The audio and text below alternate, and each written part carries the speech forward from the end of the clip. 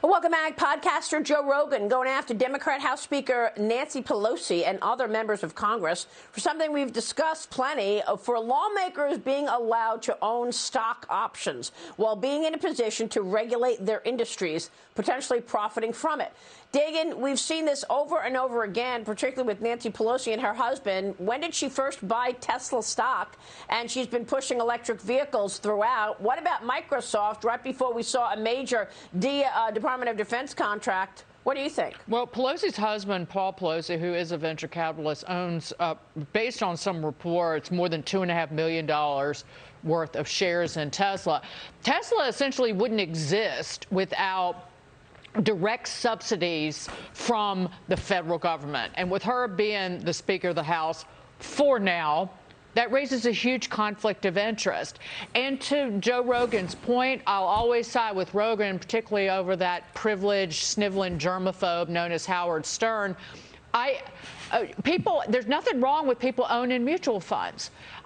When I started working as a journalist almost 30 years ago, a financial journalist, I've always owned mutual funds and never owned individual stocks to make sure, or exchange traded funds now, to make sure that there wasn't any conflict of interest.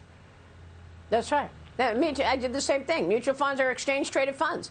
Why can't Nancy Pelosi own ETFs, Steve? You'll get the diversity, or a mutual fund like Dagen. You get the diversity, but you don't have the power over individual companies like Tesla, which she's a big owner of, and she's going to decide their fate with the regulatory framework she comes up with. I mean, it's a joke. Well, and this shows why the whole ethics thing in Congress is a bit of a joke.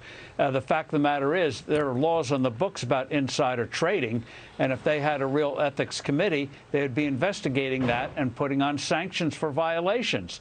But the laws are on the books, but they're not enforced, which deepens public cynicism about Congress because they make laws for us, but don't obey them themselves.